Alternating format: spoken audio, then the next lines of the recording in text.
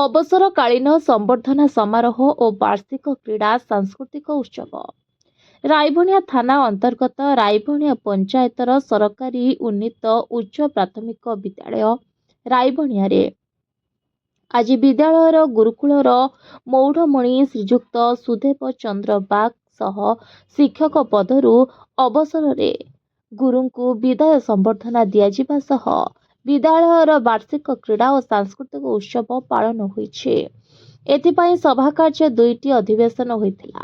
ସକାଳ 10 ଘଟିକାରେ ବିଦାୟ ସମ୍ବର୍ଦ୍ଧନା ଓ ସନ୍ଧ୍ୟାର କ୍ରୀଡ଼ା ସାଂସ୍କୃତିକ ସଭାକାର୍ଯ୍ୟର ସଭାପତିତ୍ୱ କରିଥିଲେ ବିଦ୍ୟାଳୟର ପ୍ରଧାନ ଶିକ୍ଷକ ଶ୍ରୀଯୁକ୍ତ ଉତ୍ପଳେନ୍ଦୁ ଶୁକ୍ଳ।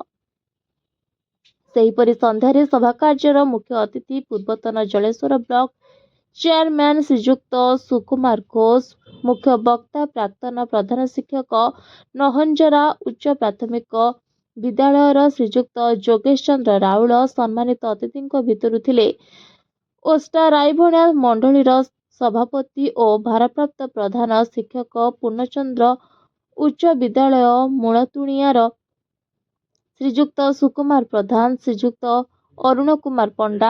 ଉଭୟ ସଭାରେ ଅତିଥିଙ୍କ ପରିଚୟ ଓ ଧନ୍ୟବାଦ ଅର୍ପଣ କରିଥିଲେ ବିଦ୍ୟାଳୟର ସହ ଶିକ୍ଷକ ଶ୍ରୀଯୁକ୍ତ ଚନ୍ଦନ କୁମାର ସାସମଲ।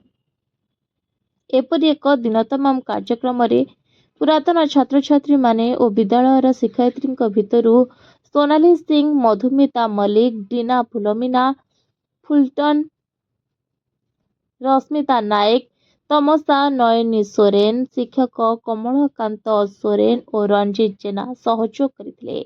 ସଭାର ଛାତ୍ରଛାତ୍ରୀମାନଙ୍କ ଦ୍ୱାରା ଅତିଥି ସ୍ୱାଗତ ସଙ୍ଗୀତ ସହ ନାଚ ଗୀତର ରଙ୍ଗାରଙ୍ଗ କାର୍ଯ୍ୟକ୍ରମରେ ସମସ୍ତେ ଝୁମିଥିଲେ। ଅତିଥିମାନଙ୍କୁ ଫୁଲତୋଡ଼ା ଓ ଉତ୍ତରୀ ଦେଇ ସମ୍ବର୍ଦ୍ଧନା କରାଯାଇଥିଲା। କ୍ରୀଡ଼ା ଓ ସାଂସ୍କୃତିକ ପ୍ରତିଯୋଗିତାରେ କୃତିତ୍ୱ ଛାତ୍ରଛାତ୍ରୀମାନଙ୍କୁ ପୁରସ୍କାର ବିତରଣ ବିଦ୍ୟାଳୟ ତରଫରୁ କରାଯାଇଥିଲା। Bureau report, voice of Odisha live.